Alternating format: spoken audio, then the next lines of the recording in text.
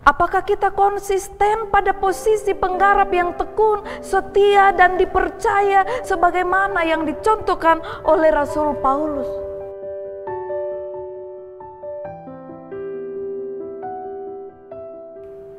Shalom Bapak Ibu yang diberkati Tuhan, salam sehat. Kita berjumpa kembali bersama program Remi, Renungan Mingguan Gereja Toraja. Dalam tuntunan tema penggarap yang dipercaya berdasarkan Injil Matius pasal 21 ayat 33 sampai ayatnya yang ke-46. Bapak Ibu yang kekasih dalam Tuhan, penggarap lahan adalah istilah yang sangat akrab di bidang pertanian.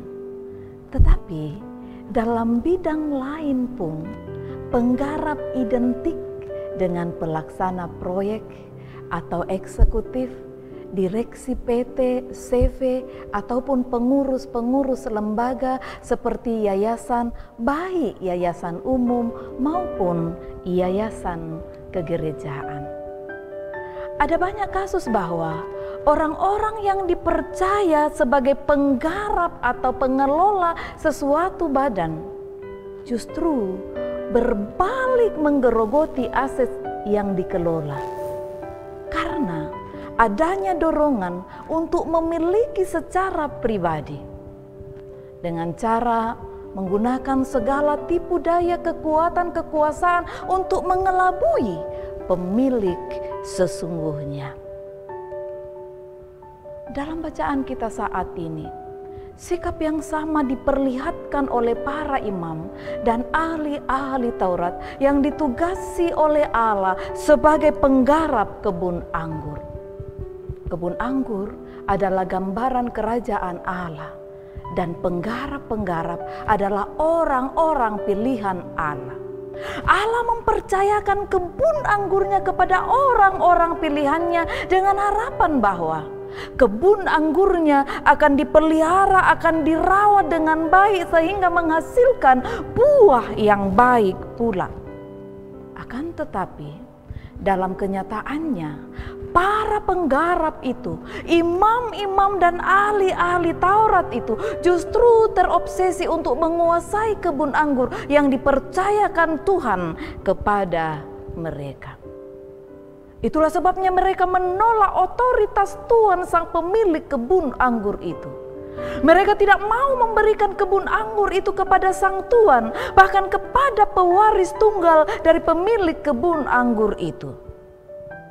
Ayat 38 mengatakan, tetapi ketika penggarap-penggarap itu melihat anaknya itu, mereka berkata seorang kepada yang lain, ia adalah ahli waris, mari kita bunuh dia supaya warisannya menjadi milik kita. Mereka menginginkan kebun itu tanpa adanya intervensi dan otoritas sang pemilik.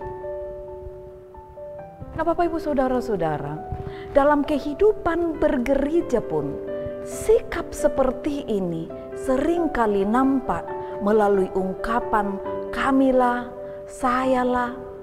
Banyak orang yang senang tanam kamiri sehingga bangunan gedung gereja ini selesai. Kamiri sehingga yayasan ini dan yayasan itu bisa berkembang pesat. Kamiri sehingga program ini program itu bisa terlaksana dengan baik. Kamiri dipercayakan untuk melayani, namun sepertinya merasa berwenang untuk menguasai secara ceroboh, sehingga bukan lagi melayani untuk hormat dan kemuliaan Tuhan, tetapi untuk kepentingan diri sendiri, kepentingan keluarga, dan kepentingan kelompok atau golongan.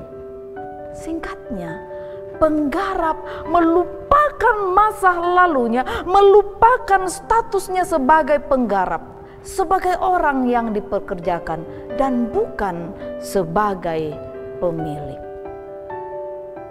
Di zaman now, Dengan kemajuan berbagai bidang ekonomi dan teknologi, tentu susah mendapatkan penggarap yang bisa dipercaya. Ingatkah kita akan komitmen awal sebelum memulai garapan pelayanan? Entah di bidang birokrasi, entah di bidang politik, wirausaha ataupun pelayanan gerejawi, entah sebagai pendeta, penatua, diaken maupun pengurus organisasi intragerejawi. Masih ingatkah kita akan komitmen untuk melawat kaum lemah, sakit, kaum duafa yang terpinggirkan lainnya, terlebih di tengah pandemi COVID-19 ini? Masih ingatkah kita komitmen untuk tetap tinggal di tengah-tengah jemaat, melayani tanpa pamrih, mengejarkan firman Tuhan dalam berbagai kondisi entah baik atau tidak baik waktunya? Mari kita koreksi komitmen itu. Apakah kita konsisten pada posisi penggarap yang tekun, setia dan dipercaya sebagaimana yang dicontohkan oleh Rasul Paulus? Ataukah mengikuti tabiat para imam dan ahli Taurat yang berusaha mengambil alih kebun milik Tuhan? Saatnya nanti akan teruji. Kiranya Roh Kudus menolong kita semua.